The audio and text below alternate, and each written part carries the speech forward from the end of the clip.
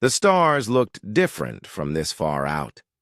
Captain Lee Hyun-woo stood on the bridge of the exploration ship New Seoul, watching the endless black space through the main window. His crew had been traveling for 3 months now, looking for new worlds that humans could visit. Earth was getting crowded, and people wanted to know what else was out there.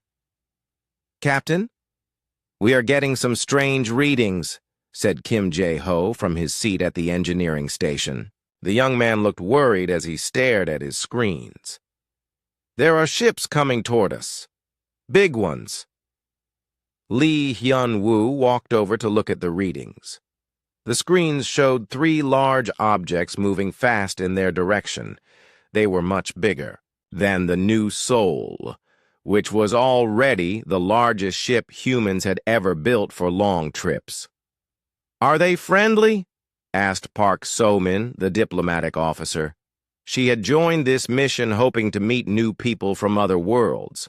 Her job was to talk to aliens if they found any. She never thought it would happen so soon. "We do not know yet," Lee Hyun-woo said. He pressed a button to talk to his whole crew. "All hands.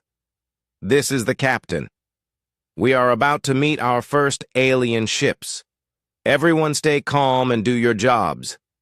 This is what we came out here for." The 3 alien ships came closer. They were dark, green, and covered with sharp points that looked like weapons. Each ship was 5 times bigger than the New Seoul. When they got close enough, bright lights came from the alien ships and hit the human vessel. The lights did not hurt them, but all the computers started making noise.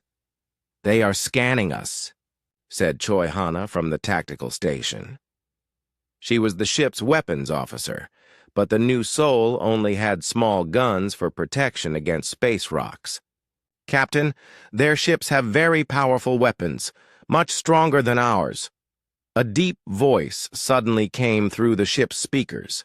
It spoke in a language none of them had ever heard before. The words sounded rough and angry, like a snake trying to talk. "Can we understand them?" Lee Hyun-woo asked. Kim Jae-ho worked fast on his computer. "The translation system is trying to learn their language. Give me a few minutes." The alien voice spoke again, louder this time. The translation computer started working, and words appeared on the screen. "Primitive mammals. You do not belong in space. Surrender your vessel." Park So-min stepped forward. "Captain, let me try to talk to them. Maybe we can be friends." Lee Hyun-woo nodded. "Go ahead, but be careful." So-min spoke into the communication system. "Hello, this is the human ship New Seoul. We come in peace. We are explorers from the planet Earth. We want to learn about the galaxy and make friends with other species." The alien voice laughed. It was a cold, scary sound.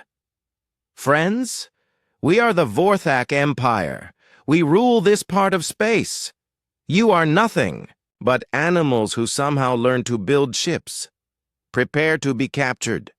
"Wait," So-min said quickly. "We do not want to fight. We can talk about this. Maybe we can help each other." "Silence," the alien voice said. "I am Admiral Krexthul of the Vorthak Navy. You will surrender now or we will destroy you." Lee Hyun-woo looked at his crew. They were all scared, but they trusted him to make the right choice. The human ship had 2 small escort vessels with them, but they were even smaller than the New Seoul. "We cannot fight them," Choi Hana whispered. "Their weapons could destroy us in seconds." "Then we talk," Lee Hyun-woo said. He spoke to the aliens again. "Admiral Krexthul, we surrender. Please do not hurt my crew. We will come with you peacefully." "Smart choice, mammal," Krexthul said. "But your escort ships tried to run away. We do not like that." Suddenly, bright red beams came from the alien ships. The 2 human escort vessels exploded in balls of fire. 30 good people died in those ships. The crew of the New Soul watched in horror as their friends disappeared. "Why did you do that?" So-Min cried. "They were not fighting you." "To teach you a lesson," Krexthul said. "The Vorthak Empire does not show mercy to those who try to escape. Your crew will come with us. You will be studied to see what makes you work. Maybe we will learn something useful before you die." Green. Beams came from the alien ships and wrapped around the New Soul. The human ship could not move anymore. Lee Hyun-woo felt sick as he realized what was happening. They came out here to explore and make friends, but instead, they found monsters. "Captain, what do we do?" Kim Jae-ho asked. "We survive," Lee Hyun-woo said quietly. "We learn about them, and we find a way to get home and warn Earth." The alien ships pulled the New Soul toward a huge space station. It was bigger than anything humans had ever built. The station was shaped like a giant ring, with spikes coming out of it. Hundreds of ships moved around it like angry insects. "Look at that," Choi Hana said. "How many ships do they have?" "Too many," Lee Hyun-woo replied. "But count them anyway. Earth needs to know what we are dealing with." As they got closer to the station, they could see other captured ships from different species. Some looked like they had been there for a long time. The paint was old and worn, and some ships looked broken. "They have been doing this for a while," So-Min said sadly. "Capturing people and studying them." Krexthul's voice came through the speakers again. "Welcome to Nexus Prime, humans. This will be your new home until we decide what to do with you. Try to escape and we will kill you slowly. Behave and your death will be quick." The New Soul was pulled into a huge docking bay inside the station. Vorthak soldiers were waiting for them. The aliens looked like giant lizards walking on two legs. They had sharp teeth and yellow eyes that looked mean and hungry. Each soldier carried weapons that glowed with energy. "Remember," Lee Hyun-woo told his crew, "we are explorers and diplomats. We watch, we learn, and we find a way to get this information back to Earth. Our people need to know about the Vorthak." The airlock opened, and the aliens came in. They were much bigger than humans, and they smelled like old meat. Krexthul was the biggest one. He had scars on his face and wore a uniform covered with medals. "So these are humans," he said, looking at them like they were bugs. "Smaller than I thought. Take them to the study rooms. The scientists want to see how they work." As the Vorthak, soldiers forced them off their ship. Lee Hyun-woo made a silent promise. Somehow, some way, Earth would learn about this. The aliens thought humans were weak and stupid, but they were wrong. Earth would not let this crime go unpunished. The last thing he saw before they took him away was Krexthul speaking into a communication device. "This is Admiral Krexthul reporting to the Empire. We have captured a new species called humans. They are weak and primitive.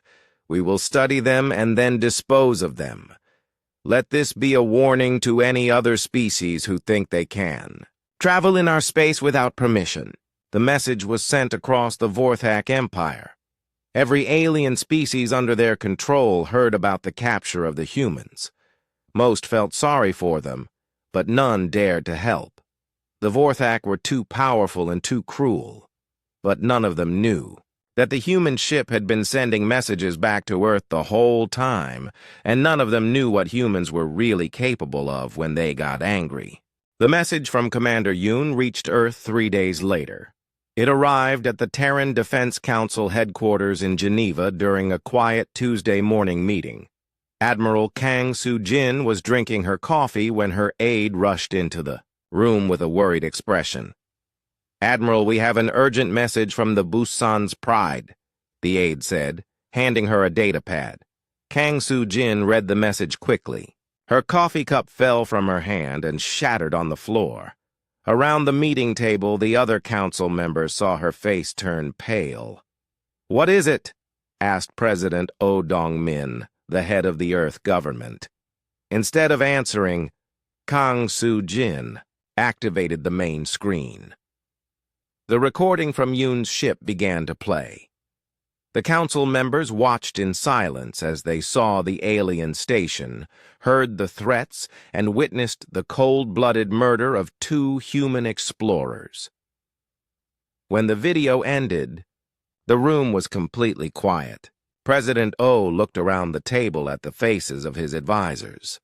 Military Coordinator Shin Bo-ra was clenching her fists so hard her knuckles were white. Defense Minister Park Hwan sat with his mouth open in shock. How many humans are still trapped there? Oh asked quietly. 43, Admiral Kang replied, checking her data pad. The crew of the new Seoul, minus the 2 escort ships that were destroyed and the 2 who were just murdered. And this alien empire, Oh continued, how powerful are they? According to our intelligence, said Dr. Ryu Sang-wook, the head of military research, the Vorthak Empire controls approximately 200 star systems. They have thousands of ships and rule over dozens of alien species. They are the most powerful force in this part of the galaxy. President Oh stood up and walked to the window. Outside, he could see the busy streets of Geneva where people were going about their normal lives. They had no idea that their species had just made its first contact with hostile aliens. "How long do we have?" he asked without turning around. "For what, sir?" Shin Bo-ra asked. Oh turned back to face the council. "How long until our people suffer more torture and murder at the hands of these monsters?" "Every second we delay increases their danger," Admiral Kang said grimly. Oh nodded and returned to his seat. "Then we need to make a decision. Do we try to negotiate further, or do we respond with force?" "Sir," said Foreign Minister Lee Yeon-ho, "perhaps we should try sending a larger diplomatic mission. Maybe we can offer them something they want in exchange for our people." "What could we possibly offer them?" Shin Bo-ra asked angrily. "They just murdered 2 defenseless prisoners to make a point. They told us clearly that they see us as animals. You cannot negotiate with people who think you are less than dirt."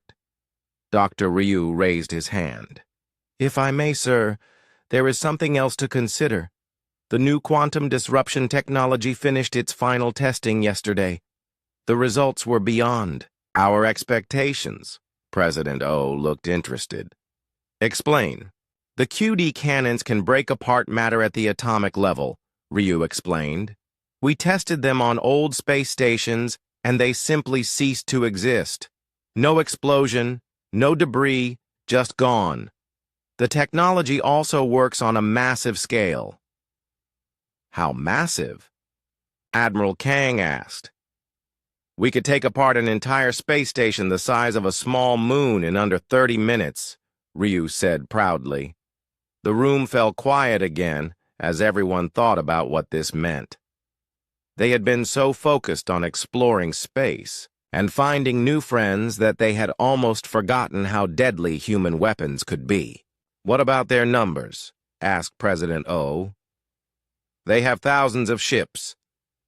Admiral Kang smiled for the first time since seeing the video. "Sir, may I remind you what humanity accomplished during the resource wars 50 years ago? When Australia was invaded, we built and deployed 3,000 ships in 6 weeks. That was with old technology and limited resources. And now?" Oh asked. "Now we have better technology, unlimited resources, and a very good reason to be angry," Kang replied. "If we convert all our industrial capacity to military production, we could have 10,000 ships ready within a month." Shin Bo-ra leaned forward. "But, sir, that would mean converting every factory, every shipyard, every manufacturing facility on Earth and our colonies to making warships? Yes, O said simply. It would. The economic cost would be enormous, warned economic advisor. Kim Namgil President O looked at him with cold eyes. What is the cost of leaving our people to be tortured and murdered by aliens who think we are animals? Kim Namgil had no answer for that. Dr. Ryu, O continued, how long would it take to arm our ships with these quantum weapons?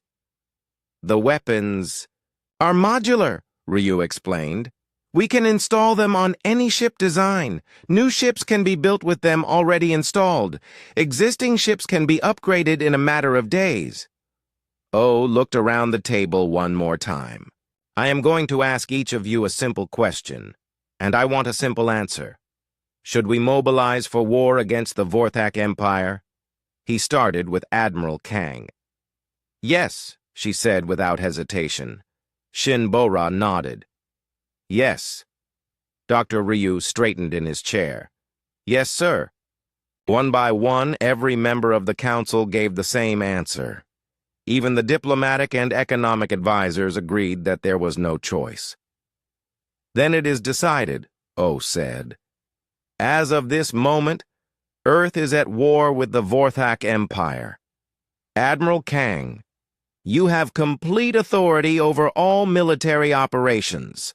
Dr. Ryu, you have unlimited resources for weapons development. Coordinator Shin, I want every factory on every human world converted to military production within the week. Yes, sir, they all replied. And one more thing, O added. This is not a war of conquest. This is a rescue mission that became a war. We bring our people home, we punish those responsible, and we make sure this never happens to any species again. As the council members rushed off to begin the largest military mobilization in human history, President O remained in his chair. He picked up the datapad and watched the execution video again. He memorized the faces of the aliens who had murdered his people. Meanwhile, across the galaxy, the Vorthak Empire continued its normal operations.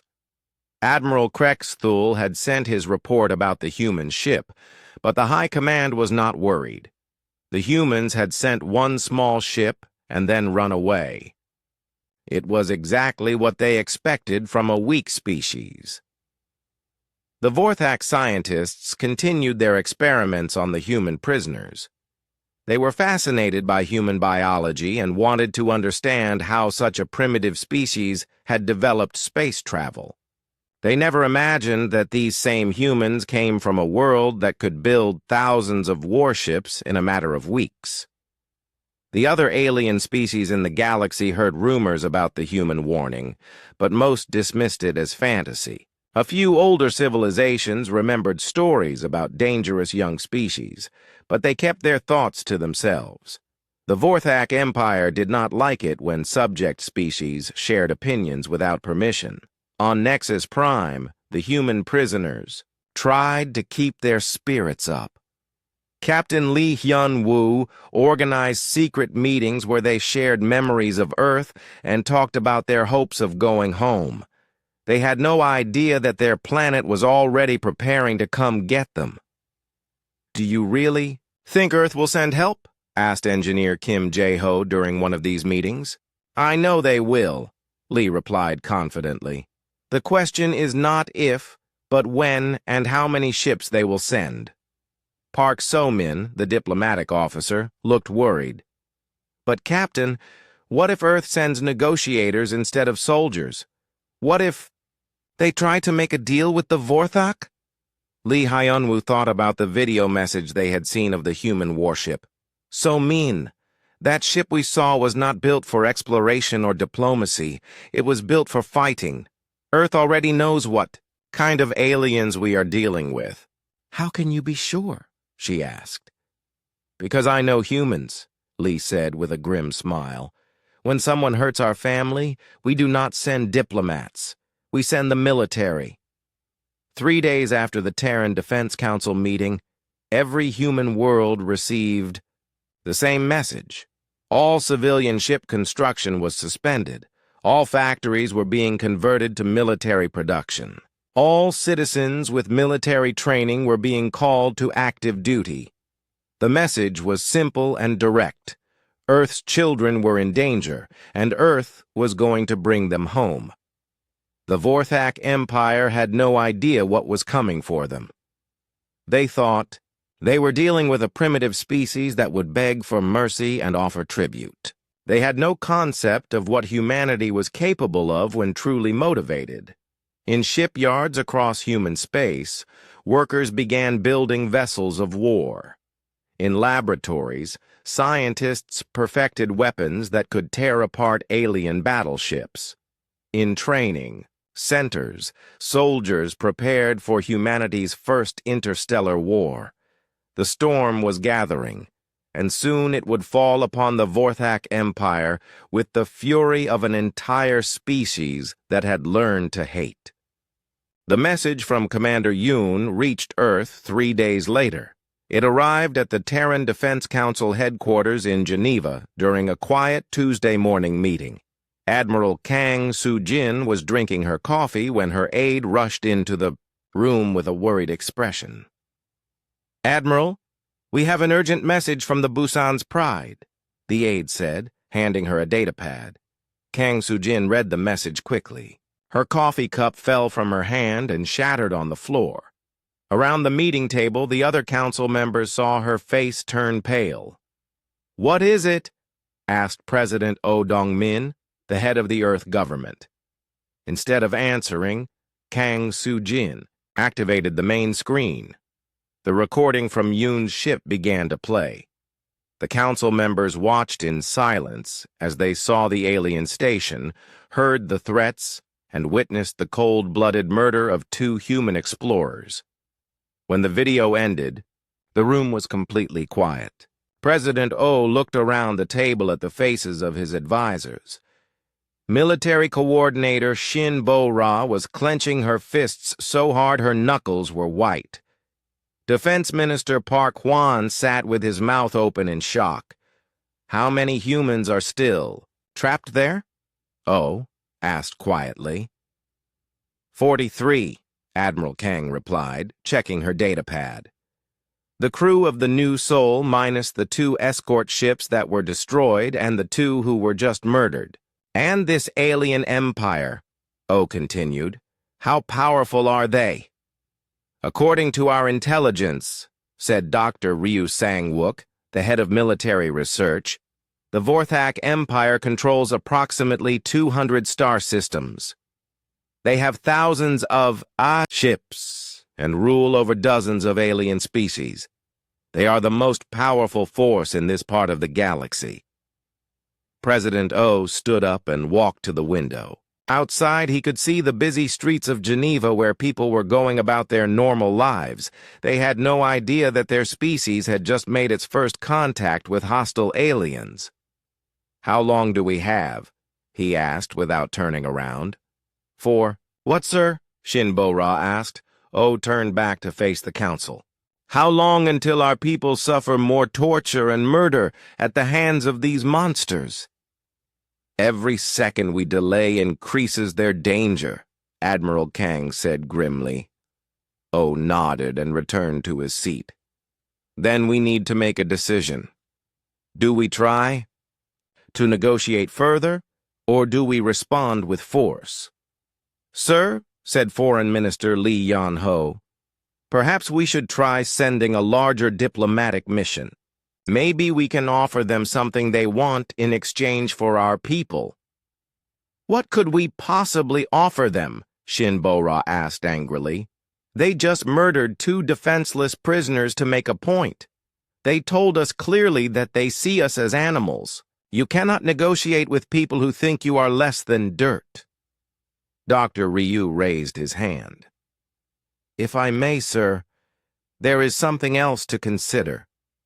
The new quantum disruption technology finished its final testing yesterday. The results were beyond our expectations. President O looked interested. Explain.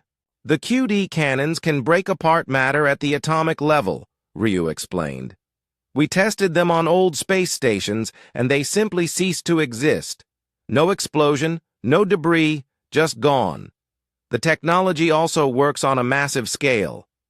How massive? Admiral Kang asked. We could take apart an entire space station the size of a small moon in under 30 minutes, Ryu said proudly. The room fell quiet again as everyone thought about what this meant. They had been so focused on exploring space and finding new friends that they had almost forgotten how deadly human weapons could be. What about their numbers? Asked President O. They have thousands of ships. Admiral Kang smiled for the first time since seeing the video. Sir, may I remind you what humanity accomplished during the resource wars 50 years ago? When Australia was invaded, we built and deployed 3,000 ships in 6 weeks. That was with old technology and limited resources. And now? O asked. Now we have better technology, unlimited resources, and a very good reason to be angry, Kang replied. If we convert all our industrial capacity to military production, we could have 10,000 ships ready within a month. Shin Bo-Ra leaned forward. But sir, that would mean converting every factory, every shipyard, every manufacturing facility on Earth and our colonies to making warships. Yes, O said simply. It would. The economic cost would be enormous, warned economic advisor. Kim Nam-gil, President. O looked at him with cold eyes. What is the cost of leaving our people to be tortured and murdered by aliens who think we are animals? Kim Nam-gil had no answer for that. Dr. Ryu, O continued, how long would it take to arm our ships with these quantum weapons? The weapons are modular, Ryu explained. We can install them on any ship design. New ships can be built with them already installed. Existing ships can be upgraded in a matter of days. O looked around the table one more time. I am going to ask each of you a simple question, and I want a simple answer. Should we mobilize for war against the Vorthak Empire? He started with Admiral Kang. Yes, she said without hesitation. Shin Bo-Ra nodded. Yes. Dr. Ryu straightened in his chair. Yes, sir. One by one, every member of the council gave the same answer. Even the diplomatic and economic advisors agreed that there was no choice. Then it is decided, O said. As of this moment, Earth is at war with the Vorthak Empire. Admiral Kang, you have complete authority over all military operations. Dr. Ryu, you have unlimited resources for weapons development. Coordinator Shin, I want every factory on every human world converted to military production within the week. Yes, sir, they all replied. And one more thing, O added. This is not a war of conquest. This is a rescue mission that became a war. We bring our people home, we punish those responsible, and we make sure this never happens to any species. Again. As the council members rushed off to begin the largest military mobilization in human history, President O remained in his chair. He picked up the datapad and watched the execution video again. He memorized the faces of the aliens who had murdered his people. Meanwhile, across the galaxy, the Vorthak Empire continued its normal operations. Admiral Krexthul had sent his report about the human ship, but the High Command was not worried. The humans had sent one small ship and then run away. It was exactly what they expected from a weak species. The Vorthak scientists continued their experiments on the human prisoners. They were fascinated by human biology and wanted to understand how such a primitive species had developed space travel. They never imagined that these same humans came from a world that could build thousands of warships in a matter of weeks. The other alien species in the galaxy heard rumors about the human warning, but most dismissed it as fantasy. A few older civilizations remembered stories about dangerous young species, but they kept their thoughts to themselves.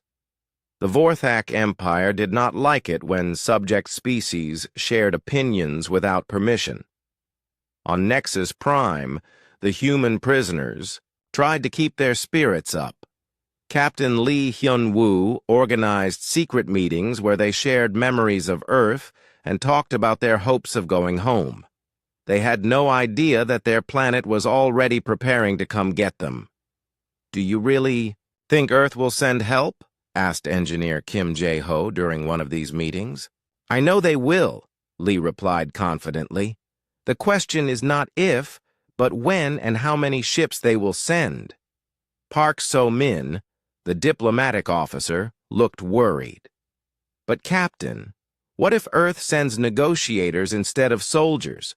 What if they try to make a deal with the Vorthak?" Lee Hyun-woo thought about the video message they had seen of the human warship. "So-min, that ship we saw was not built for exploration or diplomacy. It was built for fighting. Earth already knows what kind of aliens we are dealing with." "How can you be sure?" she asked. "Because I know humans," Lee said with a grim smile. "When someone hurts our family, we do not send diplomats. We send the military." 3 days after the Terran Defense Council meeting, every human world received the same message. All civilian ship construction was suspended. All factories were being converted to military production. All citizens with military training were being called to active duty. The message was simple and direct. Earth's children were in danger, and Earth was going to bring them home. The Vorthak Empire had no idea what was coming for them. They thought they were dealing with a primitive species that would beg for mercy and offer tribute. They had no concept of what humanity was capable of when truly motivated. In shipyards across human space, workers began building vessels of war. In laboratories, scientists perfected weapons that could tear apart alien battleships. In training centers, soldiers prepared for humanity's first interstellar war. The storm was gathering, and soon it would fall upon the Vorthak Empire with the fury of an entire species that had learned to hate. Admiral Krexthul was eating his morning meal when the universe exploded around Nexus Prime. He had been feeling proud of himself. 3 weeks had passed since the human ship ran away and nothing had happened. The High Command had praised him for handling the situation well. The execution of the human prisoners had been broadcast across the Empire as a warning to other species who might think about challenging Vorthak authority. "Sir," called his communications officer Nektar from across the command center, "it has been exactly 24 hours since the human deadline. I guess they were just making empty threats after all." Krexthul laughed and took another bite of his breakfast. Of course they were. Primitive mammals do not have the courage to fight. A real military force. They probably went back to their little planet to cry about. Every alarm on the station started screaming at once. Red lights flashed everywhere. The main screen filled with warning messages. Nektar stared at his sensors with his mouth open, in shock. "Sir," he whispered, "we have contacts. Lots of contacts." "How many ships?" Krexthul demanded, dropping his food and running to the main command station. I cannot count them all," Nektar said, his voice shaking. "The sensors are showing thousands of ships appearing out of nowhere." "Impossible!" Krexthul snarled. "Show me the main screen." The image that appeared made every Vorthak in the command center freeze in terror. Space around Nexus Prime was filled with human ships. Not dozens or hundreds, but thousands. They had appeared silently out of some kind of folded space technology that the Vorthak had never seen before. The ships were sleek and dark, like metallic sharks swimming through the void. They moved in perfect formation, surrounding the massive space station from every angle. Each ship bristled with weapons that glowed with threatening energy. At the center of the fleet was a ship so large it could have been a small moon. It was painted in dark blue with gold markings, and its hull was covered with weapon ports that could destroy entire cities. "This is impossible," Krexthul said again, but his voice was weaker now. "Where did they get so many ships? How did they build a fleet this size?" Before anyone could answer, the communication system activated. A calm female voice spoke in perfect Vorthak language. "Nexus Prime, this is Admiral Kang Soo-jin of the Terran Defense Fleet, aboard the dreadnought Soul's Thunder. You are surrounded and completely outgunned. Surrender immediately and release all human prisoners, and your crew will be allowed to live." Krexthul looked around his command center. His officers were staring at the screens in disbelief. The space station, that had seemed so powerful just minutes ago, now looked tiny compared to the human fleet. "How do they know our language?" he asked weakly. "Sir," Nektar said while checking his instruments, "they have been listening to our communications for weeks. They learned everything about us while we thought they were hiding." Krexthul tried to regain his composure. He was still an admiral of the Vorthak Empire. He could not show weakness in front of his crew. "Human fleet," he said into the communicator. "This is Admiral Krexthul, commander of Nexus Prime. You are in Vorthak space without permission. Leave immediately or face the consequences." The human admiral's response was swift and cold. "Admiral Krexthul, you were given a warning 72 hours ago. You chose to murder our people instead of releasing them. The time for negotiation is over." "You cannot threaten the Vorthak Empire!" Krexthul shouted. "We have ruled this galaxy for 1,000 years. You are nothing but animals who learned to fly." "Sir," interrupted Lieutenant Han Min-seo, the human communications officer aboard Soul's Thunder, "the Admiral has a response for you." "Admiral," Kang's voice came through the speakers again, but now it was different. It was the voice of someone who had seen the videos of human prisoners being murdered, and who had spent weeks planning revenge. "Admiral Krexthul, you had your chance. You chose to kill defenseless prisoners to make a point. Now we will make our point. All stations, open fire." The space around Nexus Prime lit up like a new star being born. The human ships opened fire, with weapons the Vorthak had never imagined. Instead of simple energy beams or explosive missiles, the humans used quantum disruption cannons that tore apart matter at the atomic level. The station's shields, which had been designed to stop the most powerful Vorthak weapons, simply disappeared. The quantum energy passed through them like they were made of paper. "Shields are gone!" Nektar screamed. "How are they doing this?" "Return fire!" Krexthul ordered desperately. "All weapons, target the big ship!" The station's massive energy cannons turned toward Soul's Thunder and fired their most powerful shots. The beams that could destroy entire fleets hit the human dreadnought's shields and bounced off harmlessly. "Impossible," Krexthul whispered. "Our weapons cannot even scratch them." On the Soul's Thunder, Admiral Kong watched the pathetic Vorthak attacks with cold satisfaction. "Tactical," she said to her weapons officer. "Begin systematic destruction of the station. Start with their weapons and engines. I want them to feel helpless before we finish this." "Yes, Admiral," replied Captain Lee Yan-ju from her position at the tactical station.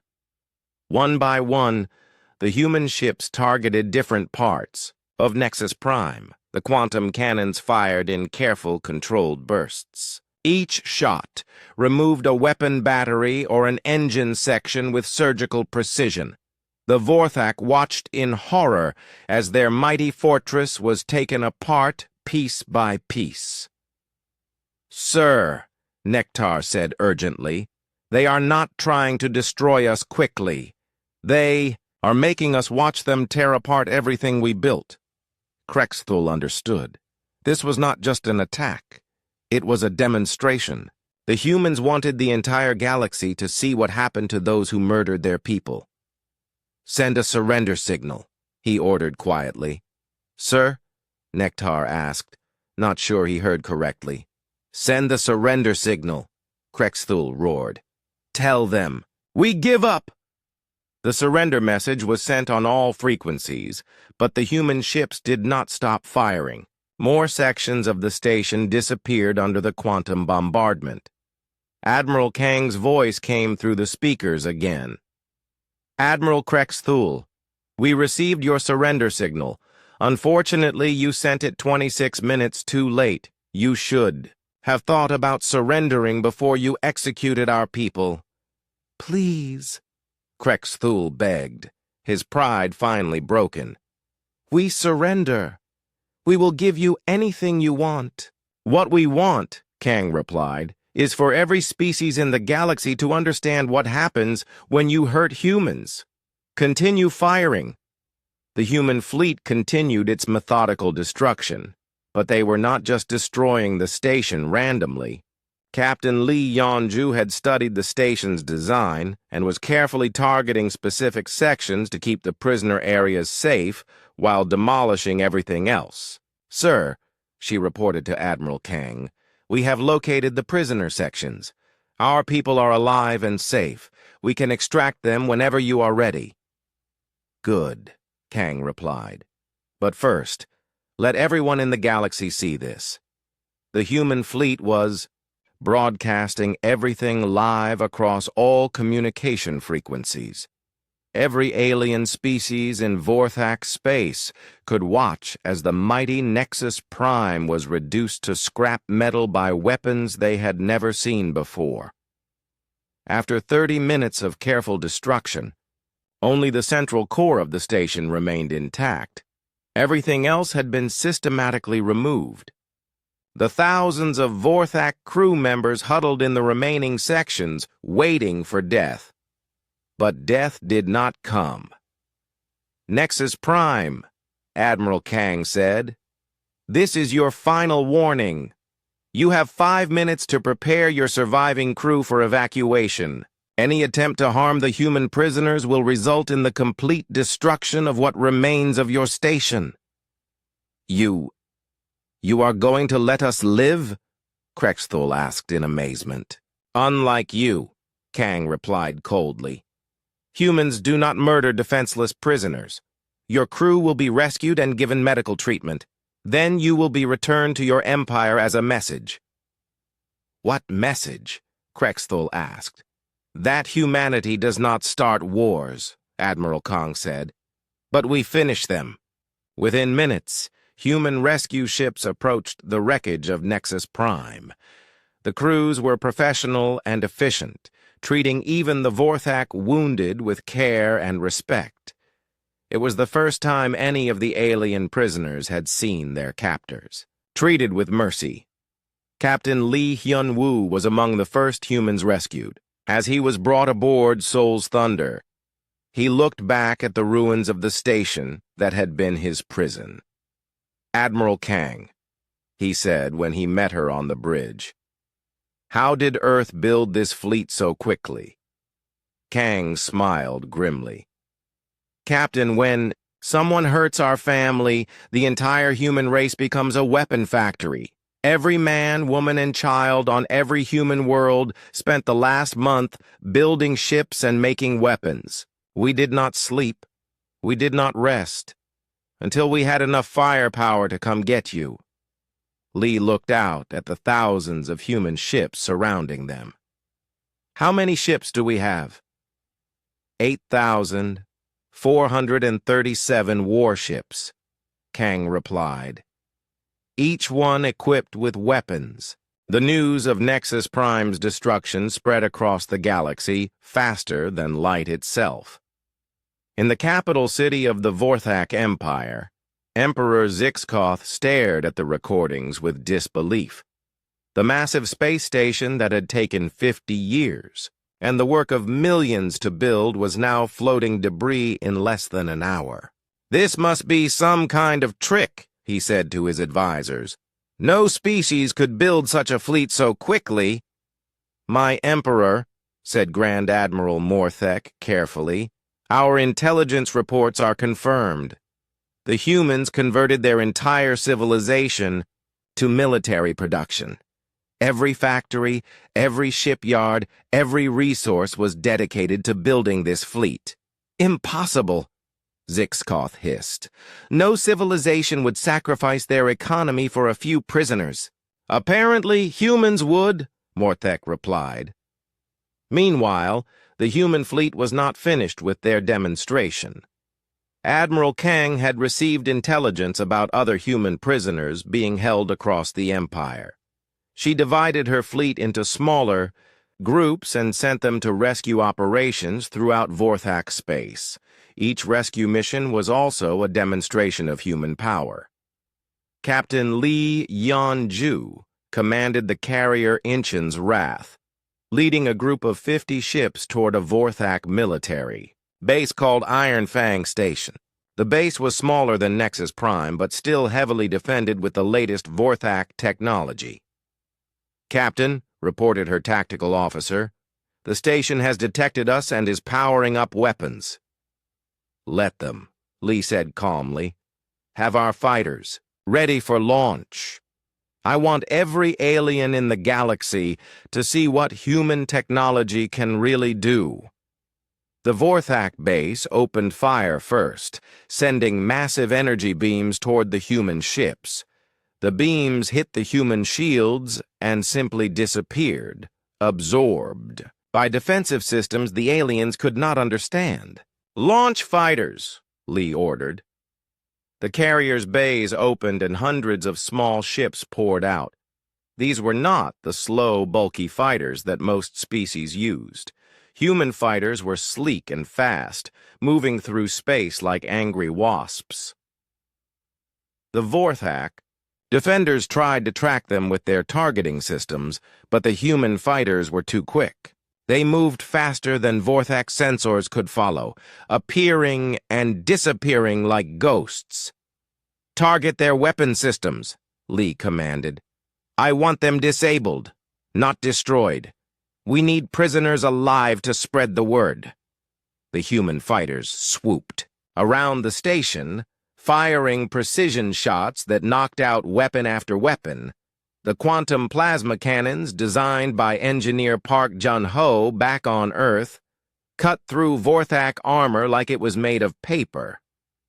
Within 15 minutes, the mighty Iron Fang station was completely helpless. Every weapon was destroyed. Every shield generator was offline, but the structure itself remained intact. "Station Iron Fang," Lee broadcast. "This is Captain Lee Yan-ju of the human fleet. Surrender now and prepare to transfer all human prisoners to our ships." The reply came quickly. "We surrender! Please do not destroy us!" "We are not here to destroy you," Lee replied. "We are here to rescue our people and to show you what human mercy looks like. Unlike your people, we do not kill defenseless prisoners." As the human prisoners were transferred safely to the rescue ships, the Vorthak crew watched in amazement. The humans treated their wounded enemies with the same care they gave their own people. Alien doctors worked alongside human medics to save lives, regardless of species. "I do not understand," said the Vorthak base commander to Lee when he was brought aboard her ship. "Why do you help us? We are your enemies." "Because that is what humans do," Lee explained simply. We fight those who hurt innocent people, but we do not become monsters ourselves. Similar scenes played out across the Empire. Human ships appeared at military bases, prison planets, and research stations.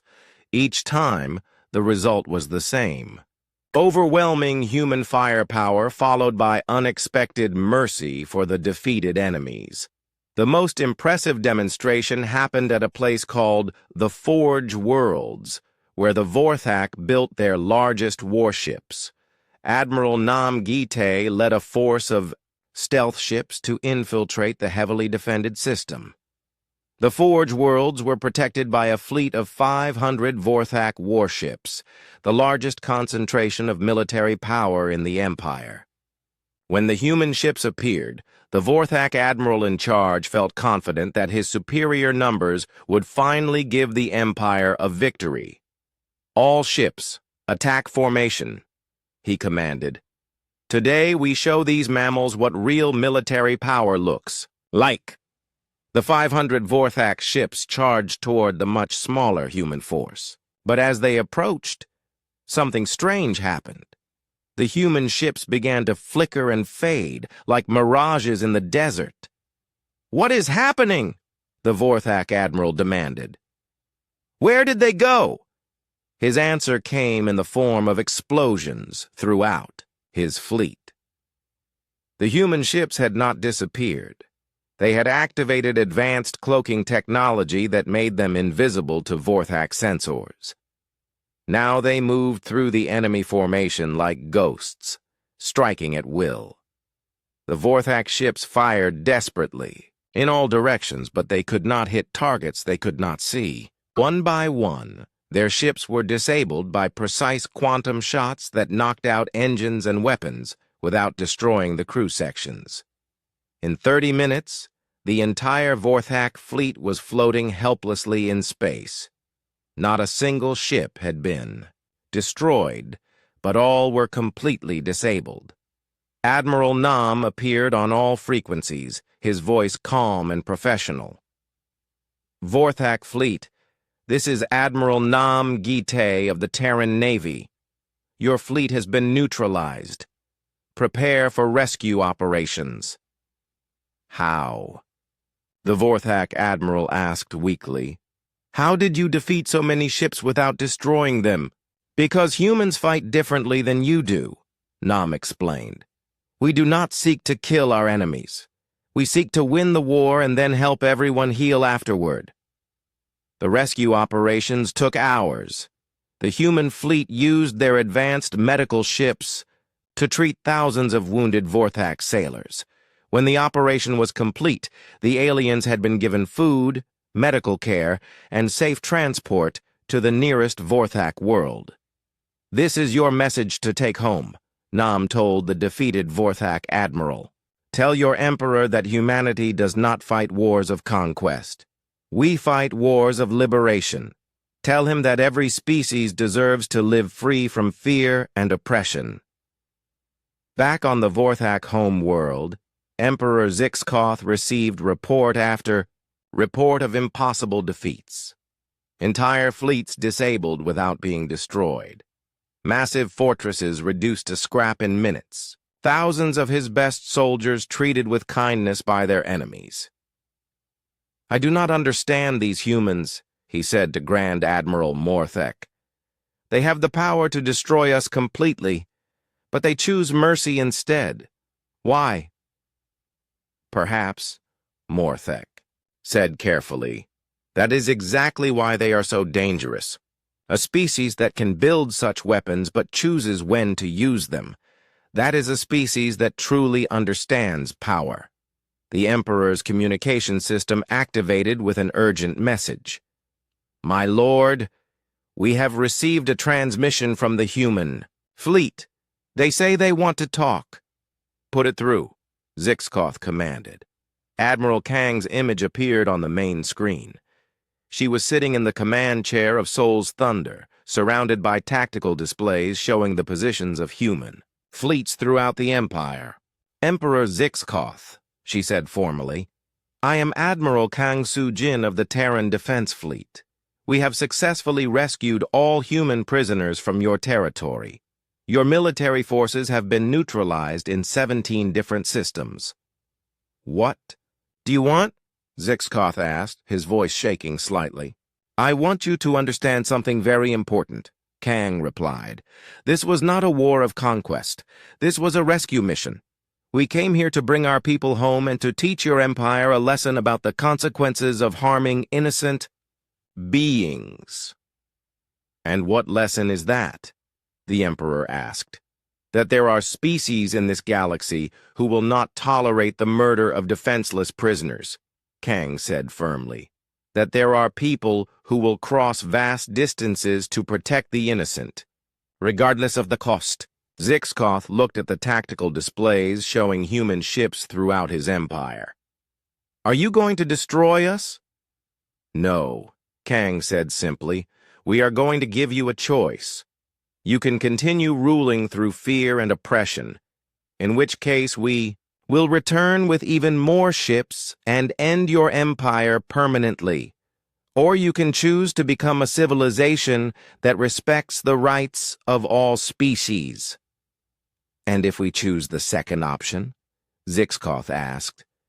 Then humanity will help you build a better society, Kang promised. We will share our technology, our knowledge, and our friendship. But only if you prove that you can be trusted to use them wisely.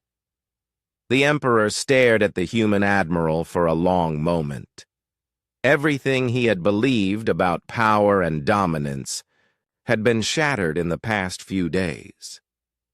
These humans could have destroyed his entire empire, but instead they offered partnership. I need time to consider this, he said finally. You have 1 month, Kang replied.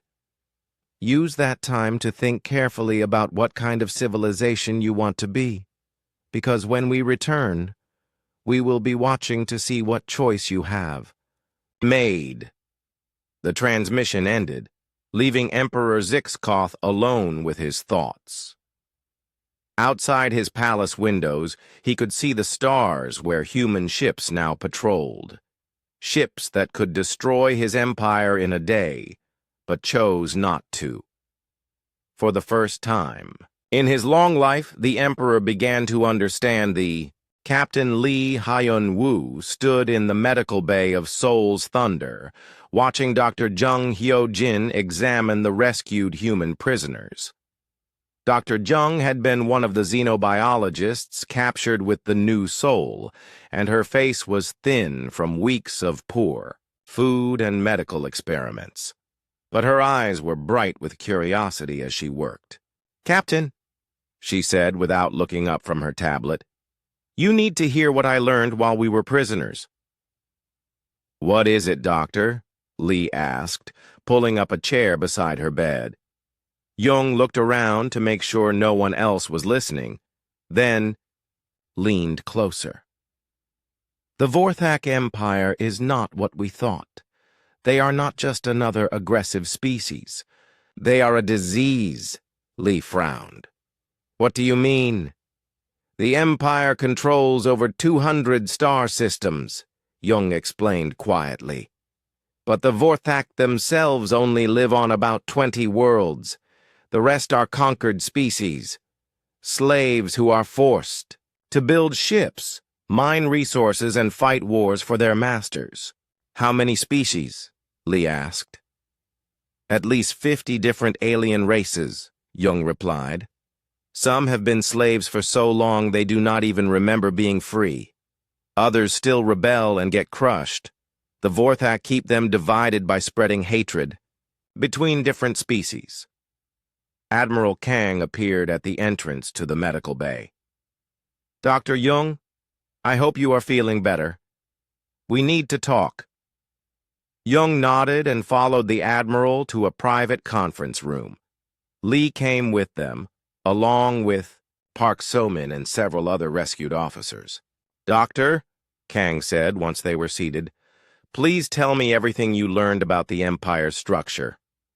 Jung activated a holographic display that showed a map of the galaxy. Red dots marked Vorthak territories, while other colors showed different alien species. The Vorthak use a simple system, she began. They conquer a species, take their best worlds, and force the survivors to work for them.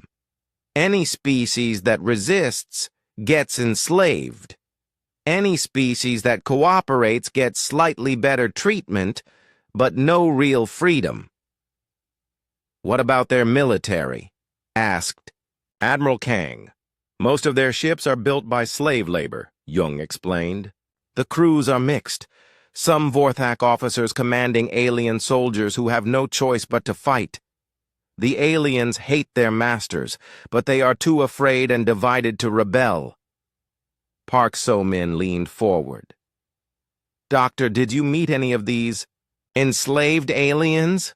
Yes, Jung said sadly. There was a species called the Kalari in the research facility. They used to be peaceful traders, but the Vorthak conquered them 50 years ago. Now they are forced to work in weapon factories.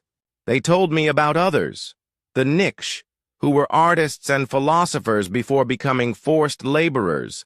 The Tef, who were explorers like us before their ships were taken away.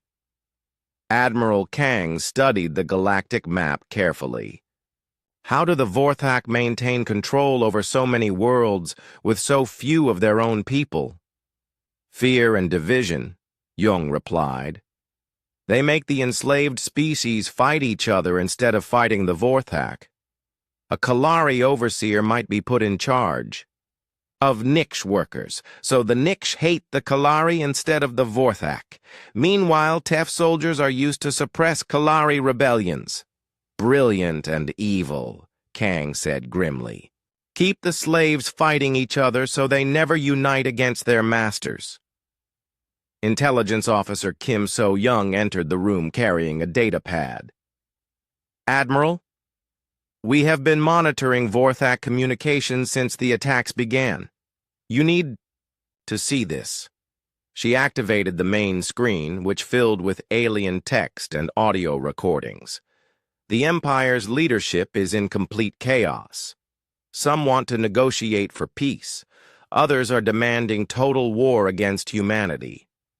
What are they saying? About their losses? Kang asked. That is the interesting part, Kim replied. The official reports say we destroyed several military bases, but they are not mentioning the rescue operations or the medical aid we provided to their wounded. They do not want their people to know that humans showed mercy. Captain Lee looked puzzled. Why would they hide that? Because mercy is a sign of weakness in Vorthak culture, Dr. Jung explained. They rule through strength and fear.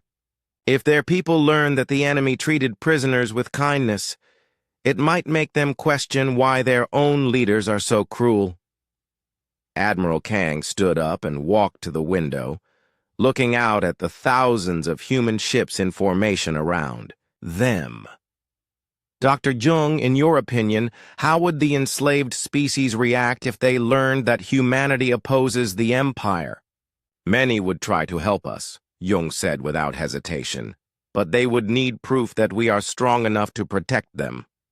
The Vorthak have crushed so many rebellions that most aliens are afraid to hope for freedom. Then we need to give them that proof, Kang decided. Kim, send a message to all human ships. We are changing our mission parameters. To what, Admiral? Kim asked. Liberation, Kang said simply. We came here to rescue our people, but now I understand that this is bigger than just humans. The Vorthak Empire is a cancer that has been poisoning the galaxy for centuries. It is time to cut it out. Park So-min looked worried. Admiral, that sounds like we are talking about regime change for an entire galactic empire. Are we authorized for something that large? Kang smiled grimly. So-min, when we left Earth, our orders were to bring our people home. Safely. Well, our people are safe. But now we have learned that there are millions of other people Different species, but people nonetheless, who are suffering under Vorthak oppression. She turned back to the group. I am going to ask you all a question, and I want honest answers. Do we have a moral obligation to help the enslaved species of this galaxy? Captain Lee spoke first. Yes. If we have the power to stop oppression and we choose not to use it, we become part of the problem. I agree, said Dr. Young. The Kalari who helped me in the prison camp saved my life, even though helping a human could have gotten them killed. We owe them more than just walking away. One by one, the others agreed. Even Park So-min, who had been trained in careful diplomacy, nodded her head. Then it is decided, Admiral Kang said. Kim, send a message to Earth. Tell them we have discovered a galactic empire based on slavery and oppression. Request permission to liberate the enslaved species. And if Earth says no? Kim asked. Then we will have a difficult decision to make, Kang replied honestly. But I know humans. When we tell them about children being born into slavery, about entire civilizations forced to build weapons for their conquerors, about species that have forgotten what freedom even means, I think I know what Earth will say. 3 days later, the reply came from President Oh Dong-min himself. It was short and direct. Admiral Kang, you have full authority to do whatever is necessary to end the system of oppression you have discovered. Earth stands behind you. Bring freedom to the galaxy. Along with the message came news that Earth was sending additional fleets, not just warships, but hospital ships, colony ships, and reconstruction vessels. Humanity was preparing for the largest liberation effort in galactic history. Dr. Jung worked with the intelligence teams to identify key systems where enslaved species might be willing to rebel if they had support. Captain Lee used his knowledge of Vorthak tactics to plan operations that would minimize casualties among both humans and aliens. There is one thing that worries me, Park So-min said during a planning meeting. What happens after we defeat the Vorthak? How do we prevent the liberated species from fighting each other? The same way we are doing it now, Admiral Kang replied. We show them that there is a better way. We prove that different species can work together as equals instead of masters and slaves. As the human fleet prepared for the next phase of operations, word began to spread through the hidden networks of the enslaved species. Whispered conversations in slave quarters, coded messages in work songs, secret meetings in hidden places. The humans had come. The species that could destroy Vorthak fleets without losing a single ship. The people who showed mercy to their enemies and treated all species with respect. For the first time in generations, the enslaved peoples of the galaxy began to hope. And hope, as the Vorthak were about to learn, was the most dangerous weapon of all. On distant worlds, in hidden rebel bases and in the depths of slave ships, aliens began to prepare. They cleaned old weapons, made contact with other resistance groups, and waited for the signal. The galaxy was about to change forever. The age of the Vorthak Empire was ending, and something new was beginning. Something built on freedom instead of fear, cooperation instead of conquest, and hope instead of despair. The humans had come not as conquerors, but as liberators, and liberation, once it began, would spread like fire across the stars. 6 months after the disappearance of the Vorthak fleet, Emperor Zixkoth knelt on the marble floor of the United Nations building in New York. The proud ruler who had once commanded a galactic empire now wore simple gray robes, his weapons and symbols of authority surrendered at the door. President Oh Dong-min stood before him, flanked by Admiral Kang Soo-jin and Ambassador Seo Min-jun. Representatives from dozens of liberated alien species filled the Great Assembly Hall, their diverse forms creating a rainbow of colors and shapes that would have been impossible under Vorthak rule. Emperor Zixkoth of the former Vorthak Empire, President O said formally. "Do you understand why you are here?" "Yes," Zixkoth replied, his voice barely above a whisper. "I am here to surrender my empire and accept responsibility for the crimes committed in my name." "And do you do so willingly, without coercion or threat?" O continued. Zixkoth looked up at the human leader. For months, he had expected to be executed or tortured as he had done to so many others. Instead, he had been given comfortable quarters, good food, and medical care for his aging body. The humans had treated him better than he had ever treated his own prisoners. "I surrender willingly," he said. "I dissolve the Vorthak Empire and place my people under the protection of the Galactic Accords." Admiral Kang stepped forward with a document written in dozens of languages. "These are the terms of the new Galactic Order," she announced. "All sentient species are declared free and equal. No species may enslave, oppress, or conquer another. All conflicts between species will be resolved through negotiation and peaceful arbitration." She handed the document to Ambassador Seo, who read the key points aloud. The document establishes the Terran Protectorate as the guardian of galactic peace, with authority to intervene when any species threatens the freedom of others. It guarantees the right of all species to self-determination, trade, and cultural development. Around the hall, the alien representatives listened carefully. These were not the conquered slaves of the old empire, but free beings who had chosen to attend this historic ceremony. Kellan, now the elected leader of the Kalari Republic, stood to speak. "The Kalari people accept these accords gladly. For 50 years we lived in darkness under Vorthak rule. The humans have given us back the light of freedom." Nixera, speaking for the Nix Federation, nodded in agreement. "Our children will grow up free because of human courage. We pledge our friendship and cooperation to this new galaxy." One by one, each species formally accepted the Galactic Accords. Even the Vorthak themselves, represented by Admiral Morthek, agreed to the terms. "The Vorthak people accept these accords," Morthek said humbly. "We have much to learn about living as equals instead of rulers. We ask for the patience and guidance of the galactic community as we change our ways." President O nodded approvingly. "Change is never easy, Admiral, but every species deserves the chance to become better than they were." After the formal ceremony, President O walked with Admiral Kang through the corridors of the UN building. Outside, they could see ships from dozens of different species landing at the spaceport that had been hastily expanded to accommodate alien visitors.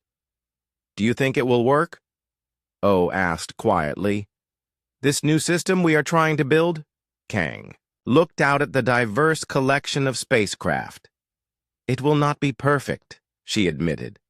"There will be disputes, misunderstandings, maybe even conflicts. But for the first time in galactic history, those conflicts will be resolved through law instead of conquest. And if someone tries to build a new empire, if another species decides to follow the Vorthak example, then they will learn the same lesson the Vorthak learned," Kang replied firmly. "That humanity will not tolerate oppression, no matter who commits it." 3 years later, Captain Bayek Haiwan sat in the command chair of the patrol ship Gwangju's Hope, monitoring the space around the Kalari Republic. Her ship was one of hundreds that now patrolled the galaxy, keeping the peace and protecting trade routes. "Captain," her communications officer reported. "We are receiving a distress signal from a niche cargo ship. They report being attacked by unknown raiders." "Set course for their location. Maximum speed," Beck ordered. "And send a message to the nearest Kalari patrol ship. We might need backup." When the Guangzhou's Hope arrived at the scene, they found a damaged niche freighter surrounded by 3 aggressive-looking ships. The raiders had strange hull designs that none of the human databases could identify. "Unknown vessels," Beck broadcast on all frequencies. "This is Captain Beck Haywan of the Terran Protectorate. You are attacking a peaceful cargo ship in violation of galactic law. Cease your attack immediately and withdraw." The response came in a harsh, guttural language that the translation computers struggled to process. When the meaning finally appeared on screen, Beck raised an eyebrow. "They want to know what gives us the right to interfere in their hunting," her tactical officer reported. "Hunting?" Beck repeated. "Put me on the main channel." The main screen flickered to life, showing the bridge of the lead raider ship. The aliens were tall and thin, with gray skin and black eyes. They looked predatory and cruel, like hunters who enjoyed causing pain. "I am War Leader Vexhull of the Krath Dominion," the alien announced. "These mammals are our prey. Leave now or become prey yourselves." "War Leader Vexhull," Beck replied calmly. "I am Captain Beck of the Terran Protectorate Navy. The beings you are attacking are under our protection. Withdraw immediately." Vexhull laughed, a sound like breaking glass. "Terran Protectorate? We have never heard of you. Are you another weak alliance of prey species?" "No," Beck said simply. "We are humanity." Something in her voice made Vexhull pause. The name was not familiar, but there was something about the way she said it that suggested confidence beyond anything he had ever encountered. "And what makes humanity so special?" he asked mockingly. Instead of answering, Beck activated her tactical display. The screen showed footage from the Battle of Nexus Prime, the massive Vorthak station being systematically dismantled by human weapons, the Quantum, cannons tearing apart matter itself, the mighty fortress reduced to debris in minutes. "This is what happens to species who prey on the innocent," Beck explained. "The Vorthak Empire ruled this galaxy for 1,000 years. They commanded thousands of ships and enslaved entire civilizations. We ended them in a single day." The recording continued, showing the trapped Vorthak fleet, the liberation of the enslaved worlds, and the final surrender ceremony on Earth. Vexhull stared at the images in growing horror. His ships were powerful compared to most species, but they were nothing compared to the weapons he was seeing. This cannot be real," he whispered. "It is very real," Beck confirmed. "War Leader Vexhull, you have 2 choices. You can withdraw from this system and never return, or you can test whether human patience has any limits." The Krath leader looked at his tactical displays. His 3 ships against 1 human patrol vessel should have been an easy victory. But the images he had just seen suggested that numbers might not matter against this species. "What do you want?" he asked finally. "I want you to spread the word throughout your dominion," Beck said. "Tell them that there are new rules in this galaxy. Species that prey on others will face human justice. Species that live in peace will have human protection. And if we refuse to follow these rules?" Beck smiled, but it was not a friendly expression. "Then you will learn firsthand why the Vorthak Empire no longer exists." The 3 Krath ships turned and fled without firing a shot. Within hours, they were broadcasting warnings throughout their space about the humans and their impossible weapons. As the Guangzhou's Hope helped repair the damaged Nix freighter, Captain Bike received a message from the Nix captain. "Thank you for saving us," the alien said gratefully.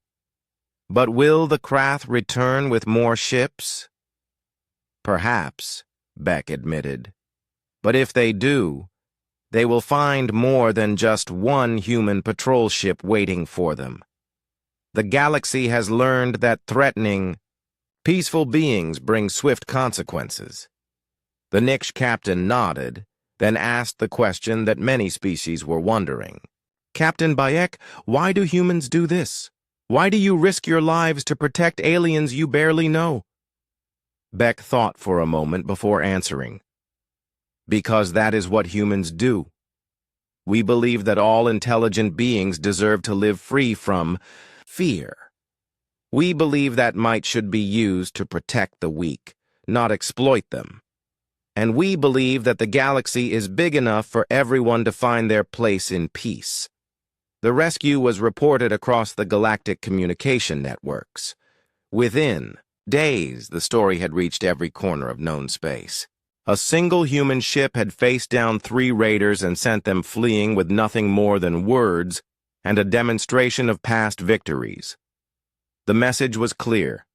Humanity had appointed itself the guardian of galactic peace, and they had both the power and the will to enforce that peace.